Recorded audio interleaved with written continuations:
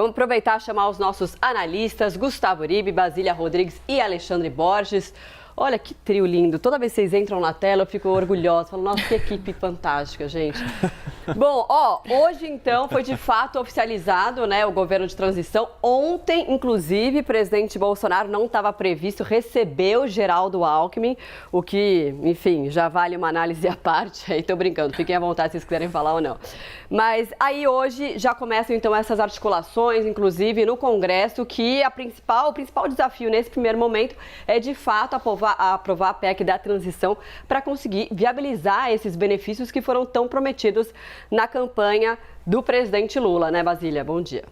Pois é, naquele estágio de luto, né, depois da negação e isolamento, a gente tem a raiva e tem também a fase da barganha. Então, talvez estejamos aí no início dessa etapa de aceitação pelo governo de Jair Bolsonaro, o próprio presidente, da derrota nas urnas em que ele acabou perdendo para o ex-presidente Luiz Inácio Lula da Silva. Essa etapa de transição vai ser eterna, serão eternos 2 meses em que a gente vê a passagem de bastão de Bolsonaro para Lula. Muito bom dia para vocês, todos que estão aí comigo aqui no Live CNN, Marcela, Cine, Alexandre e Uribe.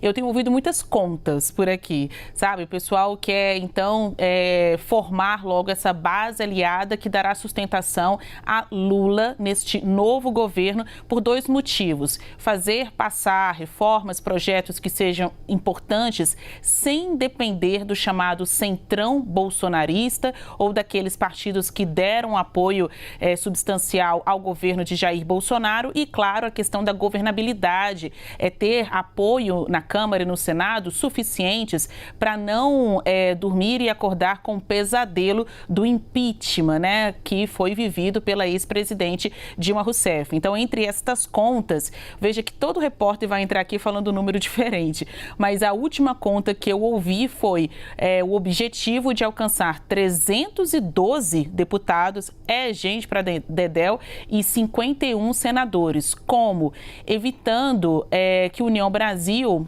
se case com o PP de Ciro Nogueira, o PP de Arthur Lira, que estiveram até hoje ou até ontem com Jair Bolsonaro. E aí entra em campo o MDB, que quer se associar à União Brasil e criar aí um grupo de centro mais Lula e não bolsonarista.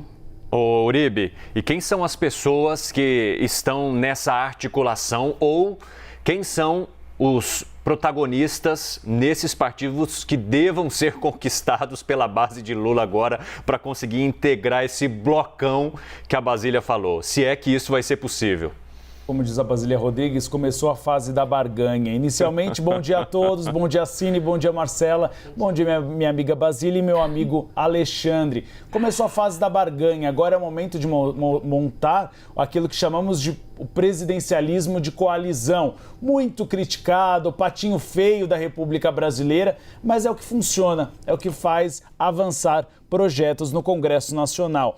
E aí nós temos alguns nomes que têm negociado esse processo. Um deles, Luciano Bivar, presidente nacional do União Brasil. Luciano Bivar, nos bastidores, sempre apoiou Luiz Inácio Lula da Silva e agora tem a esperança de virar o novo presidente da Câmara dos Deputados. É justamente este movimento que ele faz, junto ao PSDB, junto ao MDB, junto ao PSD de Gilberto Kassab, para tentar isolar Arthur Lira, que ainda tem bastante prestígio na Câmara dos Deputados e já começa a negociar com a base lulista. A expectativa é de que na próxima terça-feira, Luiz Inácio Lula da Silva venha para Brasília e se reúna com Arthur Lira. Primeiramente, para negociar a PEC da transição, de que maneira ela pode ser votada, qual é a base aliada para aprová-la.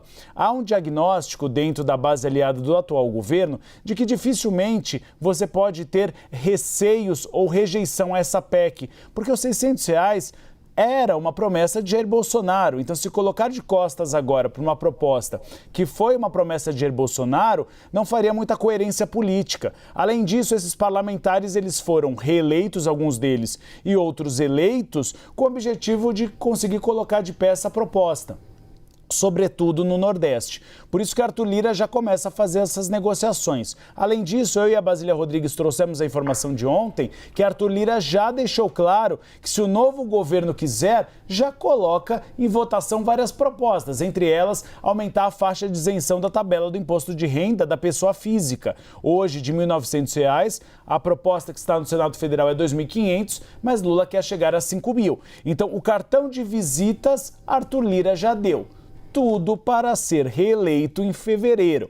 Resta saber se essa movimentação desse blocão de centro pode impedir os planos políticos de Arthur Lira. E quem deve entrar nessa negociação é o pai de Arthur Lira, Benedito de Lira. Ele é prefeito de Barra de São Miguel, uma cidade no Alagoas, já foi senador e defendeu Lula durante o escândalo do Mensalão. Então, é alguém que Lula tem um grande apreço. Na conversa telefônica que Lula fez com Arthur Lira após a vitória, citou o pai de Arthur Lira, disse que sempre gostou de Benedito de Lira e a perspectiva é de que ele seja essa ponte entre os dois. Mas esse blocão anda bastante enciumado, quer que Lula apoie um outro nome para a Câmara dos Deputados e não Arthur Lira. E aí a gente lembra dos fantasmas do passado. Quando o Poder Executivo se meteu na disputa da Câmara dos Deputados, como diria o Alexandre Borges, deu ruim. Deu ruim quando tivemos Severino Cavalcante, presidente da Câmara dos Deputados, que não tinha o apoio de Lula, e quando tivemos Eduardo Cunha, que acabou sendo o algoz de Dilma Rousseff. Verdade. Pois é. Agora, Borges, bom dia também para você. Bom, vai ser um desafio bastante difícil e com um prazo muito curto esse de aprovar a PEC da transição para conseguir viabilizar esses benefícios logo de cara, né? Verdade, Marcela, bom dia para você, bom dia Evandro, bom dia meus queridos Uribe, Basília, meus parabéns à rubro-negra Rebeca Andrade, campeã mundial. Maravilhosa. Muito. Não é? A gente vai falar dela ainda hoje. Parabéns. Parabéns a ela e a todos, não só a nação rubro-negra, mas a todos os brasileiros que dividem com a gente esse título. Mas enfim, mais um. Especialmente o Flamengo, obrigada. Oi? Especialmente o Flamengo, né? Obrigado. Não é? Não, vamos lá.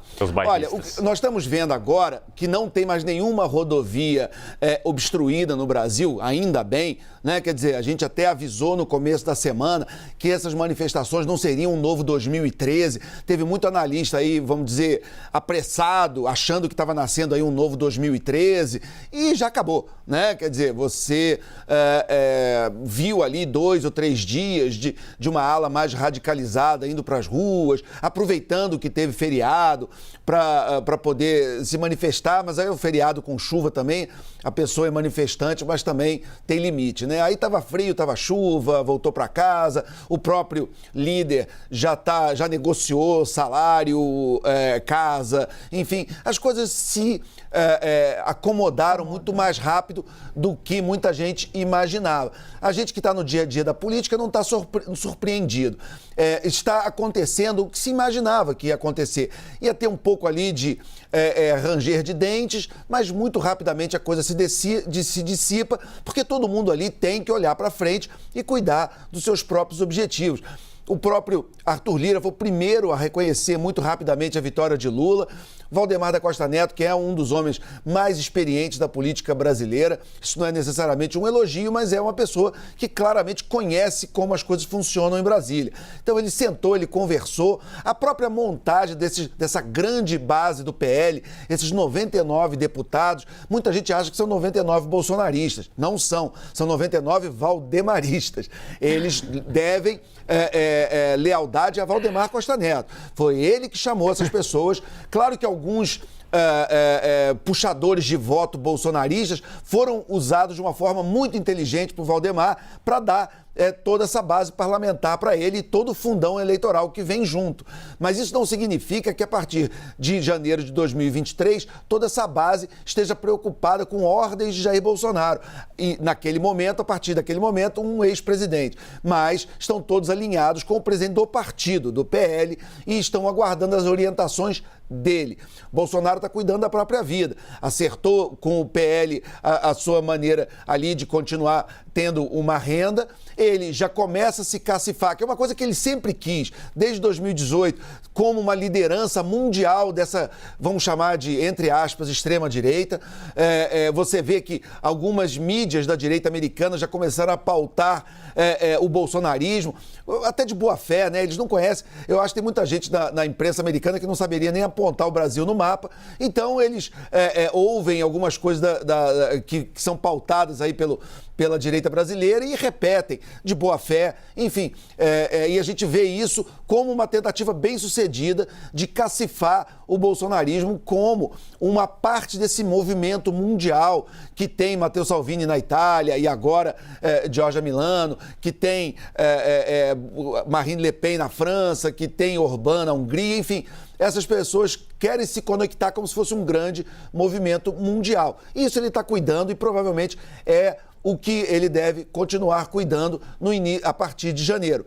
Já no Brasil, a nossa preocupação é, como você bem disse, Marcelo, economia. É o que a gente tem que começar a falar agora. Agora que passou essa coisa aí de protesto, dessa barulheira toda, nós precisamos olhar para frente. O Brasil tem problemas econômicos muito sérios, nós temos desafios orçamentários incríveis, porque muito dinheiro foi colocado na reeleição, muito dinheiro foi colocado nessas PECs que furaram o teto de gasto, muito dinheiro foi colocado em orçamento secreto, e isso tudo agora é hora dos profissionais da política e da economia sentarem, botarem a bola no chão e entender para que lado que o Brasil vai. Por quê? Porque o PT e Lula sabem que disso depende a sobrevivência do próprio governo. O governo não pode fechar os olhos para esses enormes problemas sob pena de acontecer o que aconteceu com Dilma Rousseff no seu último mandato. Lula sabe disso, é por isso que ele fez essa frente ampla, é por isso que ele está dando esse amplo leque de espaço para os seus apoiadores fora do PT. Inclusive, nós vamos ver aí, por exemplo, na escolha do candidato a presidência da Câmara, como foi muito bem lembrado por vocês, aí a gente vai ver aonde que Lula vai realmente colocar a sua bandeirinha, para que lado o vento vai soprar no seu governo. Ele vai brigar por um petista, como bem lembrado, em 2015 Dilma brigou por Arlindo Chinaglia contra Eduardo Cunha e o preço foi, um ano depois, perder o mandato. Ou tentando fazer um governo puro sangue petista, ou ele vai entender que o momento não é para isso. Foi uma eleição muito apertada, foi 49-50, o seu adversário teve 58 milhões de votos, há uma direita muito ruidosa e enorme no Brasil, indo às ruas, disposta a pegar no pé do novo governo, e o novo Congresso também. Então essa é a hora de ver se Lula vai entender esse recado aí das urnas e das ruas e fazer um governo mais amplo ou vai insistir em pautas mais petistas, o que me parece improvável, o que pode botar em risco até a continuação do seu próprio governo.